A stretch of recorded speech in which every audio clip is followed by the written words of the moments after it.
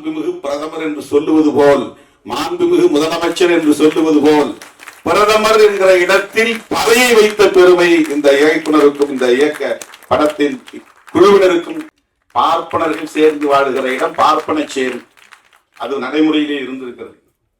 பார்ப்பனர்கள் வாழுகிற இடம் பார்ப்பனச்சேரி, பல்லர்கள் வாழ்ந்து சேர்ந்து வாழும் இடம் பச்சேரி, பல்லு சேரி பச்சேரி, இடையர்கள் வாழ்ந்து சேர்ந்து வாழுகிற இடம் இடைச்சேரி.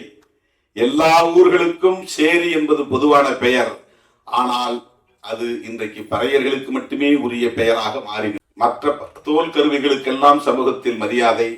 ஆனால் அவன் பயன்படுத்துவதனாலேயே அது இழிவான கருவி, இழிவான பொருள் என்று பார்க்கிற ஒரு உளவியல் இங்கே கட்டமைக்கப்பட்டிருக்கிறது. இதைத்தான் மாற்ற வேண்டும். பொது உளவியலில் இந்த இடுக்கு இருக்கிறது, அதை துடைத்தெறிய வேண்டும் என்றுதான் பெரியார் கனவு கண்டார், புரட்சியாளர் அம்பேத்கர் கனவு கண்டார். அதைத்தான் நாம் பேசுகிறோம்.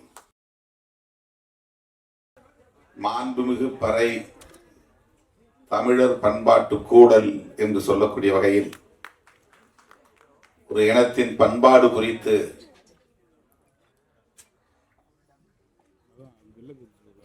மேடையில் ஒவ்வொருவரும் ஒவ்வொரு கோணத்தில் ஆற்றிய உரை நம்மை ஆழ சிந்திக்க வைத்தது, சிலிர்ப்பூட்டியது. இனி பேசுவதற்கு எதுவும் இல்லை, நன்றி சொல்லி முடிக்கலாம் என்கிற அளவுக்கு அண்ணன் லியோனி அவர்களின் பேச்சும், நம்முடைய தேனிசை தென்றல் அவர்களின் இசையுடன் கூடிய ஒரு இசை உரையும், இளம் இயக்குநர்களுக்கு நல்ல வழிகாட்டுதலை தந்து ஆணவ கொலைக்கு எதிராக இப்படியும் சிந்திக்கலாம், திரைக்கதை அமைக்கலாம் என்று இங்கேயே ஒரு திரைக்கதை அமைக்கிற உரையை ஆற்றி அமர்ந்திருக்கிற அண்ணன் கே பாக்யராஜ் அவர்களின் உரை, எல்லாவற்றையும் விட தம்பி சிவா அவர்களின் உரை, நம்முடைய கதாநாயகி அவர்களின் உரை, எல்லாம் ஒவ்வொன்றும் ஒவ்வொரு கோணத்தில் நம்மை ஆட்டி வைத்தது, வியப்புக்குள்ளாக்கியது. பறை குறித்து நம்முடைய தமிழர் பண்பாடு எவ்வாறு இருந்தது, நாகரிகம் அடைந்தது என்ற உரையாக இது அமைந்தது. ஒவ்வொருவரும் ஆற்றிய உரைகள். பறை என்பது இன்றைக்கு ஒரு இழிவான சொல்லாக மாறி இருக்கிறது. அதனால் அந்த கருவியும் இழிவாக பார்க்கப்படுகிற சூழல் அமைந்துவிட்டது. அந்த கருவியால் ஒரு இனம் இழிவாக கருதப்படுகிறதா, அல்லது ஒரு இனத்தால், ஒரு சமூகத்தால் அந்த கருவி குறைத்து மதிப்பிடப்படுகிறதா என்று நமக்கு தெரியவில்லை. ஆனால் இது ஆதி சிவன் அடித்த பறை என்று கவிஞர் சினேகன் அவர்களின் வரிகளில் அண்ணன் தேனிசை தென்றல் அவர்கள் அமைத்திருக்கிற இந்த பாடல் நம் கவனத்தை ஈர்த்தது. சங்கரபச்சான் அவர்களின் படத்திலே பறை பறை பறை என்று ஒரு பாடல் ராகவா லாரன்ஸ் அவர்கள் நடித்திருப்பார். அது தமிழகத்தில் ஒரு பெரிய தாக்கத்தை ஏற்படுத்தியது. அதன் பிறகு பறை என்கிற சொல் இழிவானதல்ல, அது மாண்புமிகு என்கிற பெருமைக்குரியது என்கிற வகையில இந்த திரைப்படத்திற்கு பெயர் சூட்டி இருப்பது ஒரு துணிச்சலான செயல், போற்றுதலுக்குரிய செயல். இந்த பெயர் சூட்டியதற்கே விருது கொடுக்கலாம், தனியே ஒரு பாராட்டு விழாவை நடத்தலாம். இயக்குனரின் துணிச்சலை, கதை எழுதியவர்களின் துணிச்சலை நான் மனமாற பாராட்டுகிறேன், வாழ்த்துகிறேன்.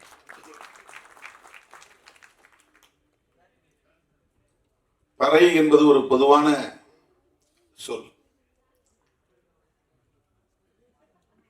அனைத்து இசைக்கும் இசை கருவிகளுக்கும் மூலம்.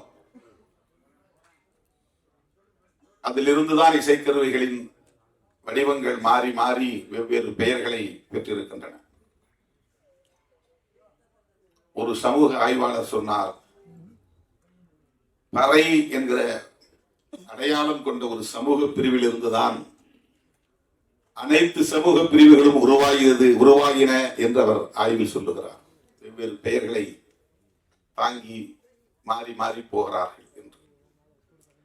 ஒட்டுமொத்த இந்த சமூகத்தின் மூலச் சமூகம்தான் பறை என்கிற பெயரில் அழைக்கப்படுகிற சமூகம். இது ஒரு சமூக ஆய்வாளரின் கருத்து. இன்னும் சொல்ல போனால் மறைந்த தமிழரசன் அவர்களின் கருத்து, தமிழ்நாடு விடுதலைப்படையை நிறுவிய தமிழரசன் அவர்களின் கருத்து. வெவ்வேறு பெயர்களில் வெவ்வேறு சமூகங்கள் அழைக்கப்பட்டாலும் மனித குலத்தின் பாரம்பரிய வரலாற்றில் பார்க்கிற போது ஒரு குலத்தில் இருந்துதான் எல்லா குலமும் என்கிற போது தமிழ் சமூகத்தில் அந்த மூல சமூகம் ஆதி குலம் பறையர் குலம்தான் என்று அந்த வல்லுநர்கள் பதிவு செய்கிறார்கள். பறை அடித்ததனால் பறையன் என்று பலரும் கருதுகிறார்கள். அப்படி இருக்க வாய்ப்பே இல்லை. இன்றைக்கும் நீங்கள் ஒரு கிராமத்திற்கு போனால், பறையர் குடியிருப்புக்கு போனால் 200 குடும்பங்கள் 300 குடும்பங்கள் இருக்கிறார்கள் என்றால் அந்த 300 குடும்பங்களை சார்ந்தவர்களும் பறை அடிப்பதில்லை. அவர்களுக்கு பறை பற்றி தொடர்பும் இருப்பதில்லை. இந்த கிராமத்தில் சிலர் தான், விரல் விட்டு எண்ணக்கூடிய சிலர் தான் பறை அடிக்கிற ஒரு வழக்கத்தை வைத்திருப்பார்கள். எல்லா மக்களும் விவசாயத்தை செய்யக்கூடியவர்கள் தான். அவர்களுக்கு ஏரோட்ட தெரியும், நடவு நட தெரியும், அறுப்பு அறுக்க தெரியும், தாள் அடிக்க தெரியும். விவசாய பெருங்குடி மக்கள் தான். அந்த விவசாய பெருங்குடி மக்களை ஒட்டுமொத்தமாக பறையர் என்ற பெயரில் அழைத்து இழிவுபடுத்தி இருப்பதற்கு என்ன காரணமாக இருக்க முடியும்? இது குறித்து பலர் ஆய்வு செய்திருக்கிறார்கள். அதற்கு ஒரே காரணம்தான், இது மூலச் சமூகம், ஆதி சமூகம். அதிலிருந்து தோன்றுகிற ஒவ்வொரு புதிய சமூகமும் அதிலிருந்து தன்னை தனிமைப்படுத்தி, அந்நியப்படுத்தி, பிரிவுபடுத்தி காட்டிக் கொள்வதற்காக அந்த ஆதி சமூகத்தை இழிவுபடுத்துவதை ஒரு பண்பாடாக இங்கே வளர்த்திருக்கிறார்கள். அப்போதுதான் நாங்கள் அவர்களை விட மேலானவர்கள் என்று சொல்லுகிற அந்த நிலை வளர்ந்திருக்கிறது. இது சமூக ஆய்வாளர்களின் கருத்து. பறை என்பதிலிருந்து பறையன் என்கிற ஒரு சமூகம் உருவாகி இருக்க வாய்ப்பே இல்லை. இது குறித்து பலரும் இப்போது ஆய்வு செய்திருக்கிறார்கள். பரம்பரை என்கிற சொல்லில் வருகிற பறை, இந்த பா ரை, அது இடையினரை, எரள வரள இடையினம் என்கிற இப்படி கொம்பு போட்டு கீழே இழுக்கிற ரை பறை. இந்த வல்லின ரை அல்ல, கசட தபர என்கிற எழுத்துக்களில் வருகிற வல்லின ரை இந்த இசைக்கருவியை குறிக்கும். அந்த பறையன் என்கிற சொல்லில் இருக்கிற எழுத்து இடையின ரகரத்தில் வருகிற ரை என்கிற சொல்லை குறிக்கும், எழுத்தை குறிக்கும். ஏனென்றால் அதற்கு ஒரு விளக்கம் தருகிறார்கள். பரன் பறை, இது இரண்டும் தாய் தந்தை என்று சொல்லுகிற சொல்லோடு வருகிற 7வது தலைமுறையின் பெயர். இந்த தலைமுறை நாம், நமக்கு முந்தைய தலைமுறை தந்தை தாய், அந்த தந்தை தாய்க்கு முந்தைய தலைமுறை பாட்டன் பாட்டி, அந்த பாட்டன் பாட்டியின் தந்தை தாய் பூட்டன் பூட்டி, அந்த பூட்டன் பூட்டியின் தந்தை தாய் ஓட்டன் ஓட்டி, அந்த ஓட்டன் ஓட்டியின் தந்தை தாய் பரன் பறை. இது 7வது தலைமுறை, ஆதி குடி. அந்த பரனுக்கும் பறைக்கும் பிறந்தவர்கள் சேயோன் சேயோல், சேயோனுக்கும் சேயோலுக்கும் பிறந்தவள் ஓட்டன் ஓட்டி, ஓட்டனுக்கும் ஓட்டிக்கும் பிறந்தவர்கள் பூட்டன் பூட்டி, பூட்டனுக்கும் பூட்டிக்கும் பிறந்தவர்கள் பாட்டன் பாட்டி, பாட்டனுக்கும் பாட்டிக்கும் பிறந்தவர்கள் தந்தை தாய். இன்றைக்கு நாம், இது 7 தலைமுறை குறிக்கிற ஒரு சொல்லாடல் தமிழிலே உண்டு. அந்த பறையை குறிக்கிற சொல்தான் பறையன் என்கிற பெயராக மாறி இருக்குமே தவிர பறை அடிப்பதனால் இவன் பறையன் என்று ஆகியிருக்க வாய்ப்பே கிடையாது. ஆனால் சமூகத்தால் ஒடுக்கப்பட்டு அதிகாரம் பறிக்கப்பட்டு நிலம் பறிக்கப்பட்டு ஆயுதம் பறிக்கப்பட்டு எல்லா வகையிலும் ஒடுக்கப்பட்டு அவன் மேலெழ முடியாத அளவுக்கு வீழ்த்தப்பட்ட ஒருவனை பறையன் என்று அழைத்து அதனால் அவன் பயன்படுத்திய கருவியையும் இழிவாக பார்க்கிற ஒரு நிலை, அவன் பயன்படுத்திய பொருள் என்பதனால் இழிவாக பார்க்கிற நிலை, அவன் பேசுகிற தமிழ் என்பதனாலேயே இன்னும் தூய தமிழ் சொல்லை பேசக்கூடியவனாக இருக்கிற காரணத்தினாலேயே தமிழ் பேசுவதை அவமானமாக கருதுகிற புதிய தலைமுறை வளர்ந்திருக்கிறது. சாதம் சொன்னாதான் மரியாதை, சோறுன்னு சொன்னா அது சேரியில பேசுற பாஷை. சோறு திங்கிறேன்னு சொன்னா அது என்ன சேரி பையன் மாதிரி பேசுறேன். சேரி என்பது சேர்ந்து வாழும் இடம். பார்ப்பனர்கள் சேர்ந்து வாழுகிற இடம் பார்ப்பன சேரி, அது நடைமுறையிலே இருந்திருக்கிறது. பார்ப்பனர்கள் வாழுகிற இடம் பார்ப்பன சேரி, பல்லர்கள் வாழ்ந்து சேர்ந்து வாழும் இடம் பச்சேரி, பல்லு சேரி பச்சேரி, இடையர்கள் வாழ்ந்து சேர்ந்து வாழுகிற இடம் இடைச்சேரி. எல்லா ஊர்களுக்கும் சேரி என்பது பொதுவான பெயர். ஆனால் அது இன்றைக்கு பறையர்களுக்கு மட்டுமே உரிய பெயராக மாறி இருக்கிறது. தோல் கருவிகள், எல்லா கருவிகளும் பறையிலிருந்து தோன்றியது. மற்ற தோல் கருவிகளுக்கெல்லாம் சமூகத்தில் மரியாதை. ஆனால் அவன் பயன்படுத்துவதனாலேயே அது இழிவான கருவி, இழிவான பொருள் என்று பார்க்கிற ஒரு உளவியல் இங்கே கட்டமைக்கப்பட்டிருக்கிறது. இதைத்தான் மாற்ற வேண்டும். பொது உளவியலில் இந்த இடுக்கு இருக்கிறது, அதை துடைத்தெறிய வேண்டும் என்றுதான் பெரியார் கனவு கண்டார், புரட்சியாளர் அம்பேத்கர் கனவு கண்டார். அதைத்தான் நாம் பேசுகிறோம். அந்த அரசியல் புரிதல் இருப்பதனால்தான் விஜய் சுகுமாரன் இந்த படத்திற்கு மாண்புமிகு பறை என்று பெயர் சூட்டியிருக்கிறார். ரொம்ப அருமையா சொன்னாங்க. நாடோடி மன்னன், நாடோடி என்பவன் ஏதும் இல்லாதவன், மன்னன் என்பவன் ஆட்சி அதிகார பீடத்தில் இருப்பவன். ரெண்டையும் சேர்த்து ஒரு பெயர் வைப்பதை போல மாண்புமிகு என்பது பெருமைக்குரியது, பறை என்பது இழிவானது. இந்த இரண்டையும் இணைத்து மாண்புமிகு பிரதமர் என்று சொல்லுவது போல், மாண்புமிகு முதலமைச்சர் என்று சொல்லுவது போல், பிரதமர் என்கிற இடத்தில் பறையை வைத்த பெருமை இந்த இயக்குனருக்கும் இந்த இயக்க படத்தின் குழுவினருக்கும் உள்ளது. மாண்புமிகு பிரதமர், மாண்புமிகு முதலமைச்சர் என்று சொல்லுவது போல் மாண்புமிகு பறை என்று சொல்லுகிற அந்த துணிச்சல், அது ஒரு அரசியல் புரிதலில் இருந்து மட்டும்தான் செய்ய முடியும். அப்படிப்பட்ட ஒரு படத்தில் தம்பி சிவா போன்றவர்கள் இன்றைக்கு நடித்திருக்கிறார்கள் என்றால் அண்ணன் லியோனி அவரிடம் அவர் கற்றுக்கொண்ட அரசியலும் தான் அதற்கு அடிப்படை. சில பேர் இல்லைங்க இந்த படத்தில் நடிக்க எனக்கு விருப்பம் இல்லைன்னு சொல்றதுக்கு வாய்ப்பு இருக்கு. சாதியவாத சிந்தனை உள்ளவர்களால் இப்படிப்பட்ட படங்களில் நடிக்க விரும்ப மாட்டார்கள், பெயர் வைப்பதற்கும் உடன்பட மாட்டார்கள். அப்படியே இயக்குனர் பெயர் வைத்தாலும் இந்த படத்தில் நான் முதலாக போய் அறிமுகமாக வேண்டுமா?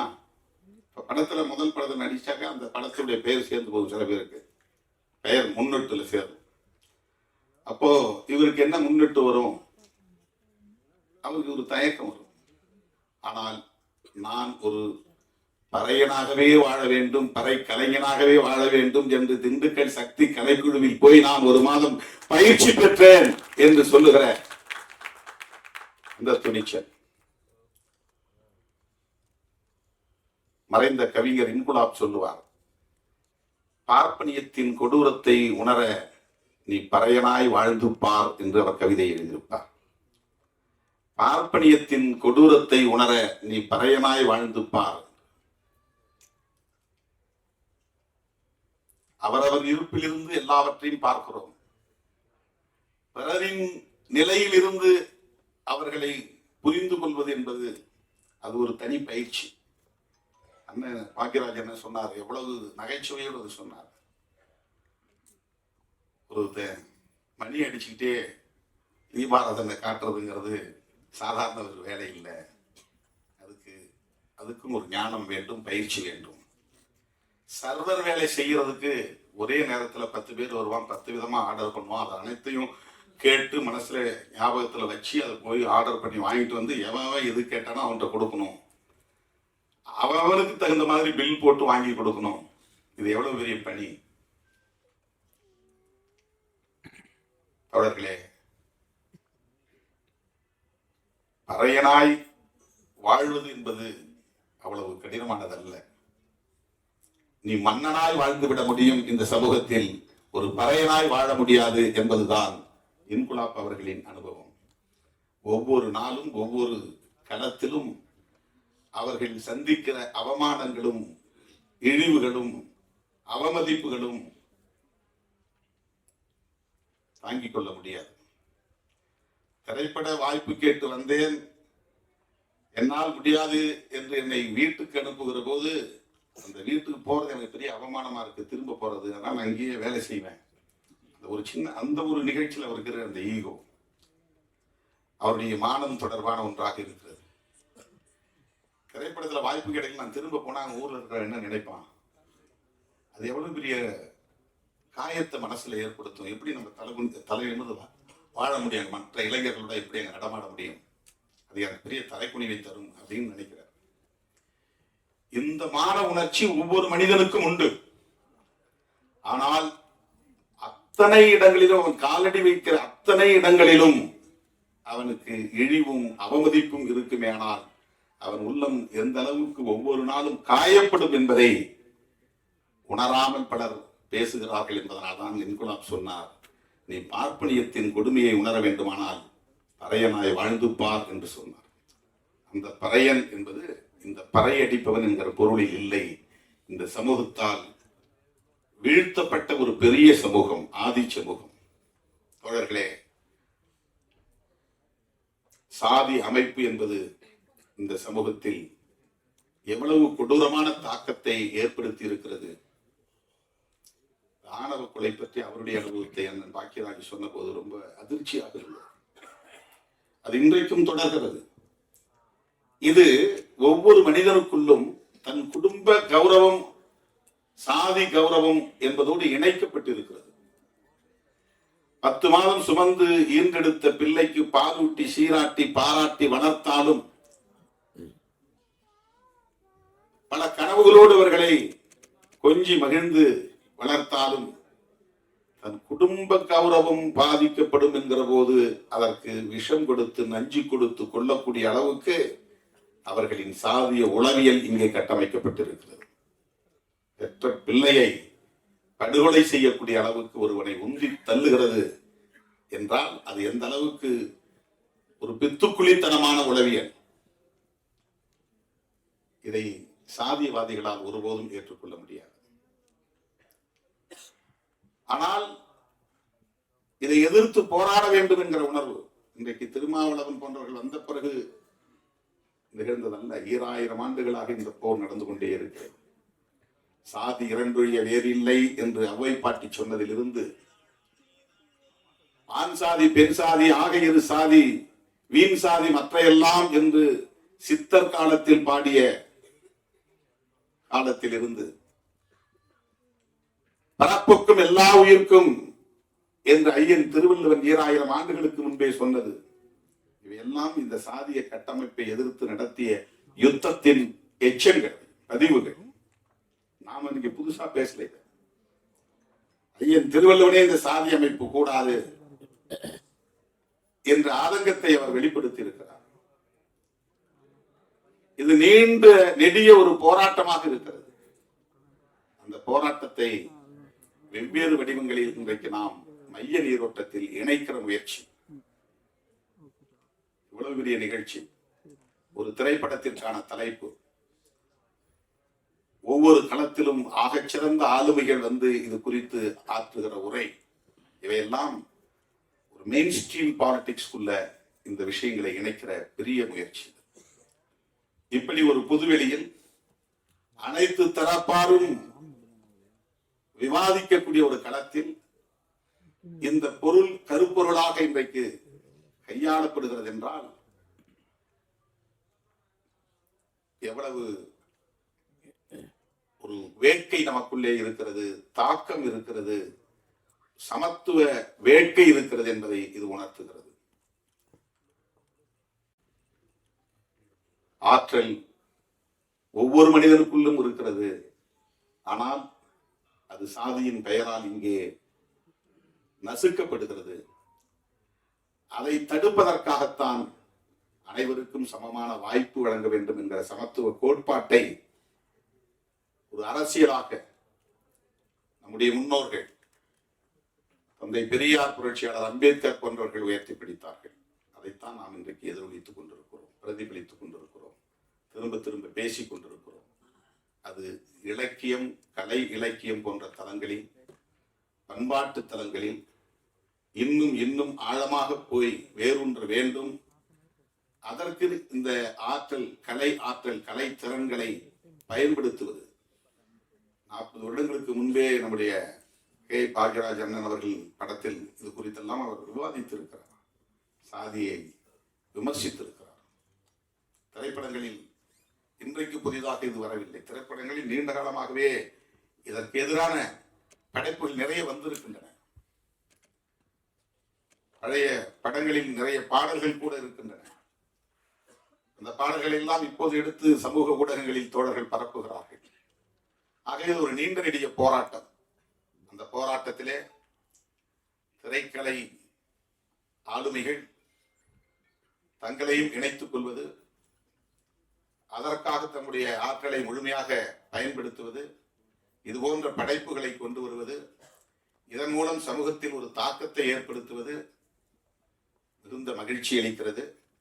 விஜய் சுகுமாரன் அவர்களை நெஞ்சார பாராட்டுகிறேன். இந்த திரைப்படத்தில் நடித்திருக்கிற தம்பி சிவா அவர்கள் அற்புதமாக உரையாற்றினார். அவருடைய உரையில் நல்ல ஒரு தெளிவு இருந்தது. அந்த தெளிவு அரசியல் புரிதலாக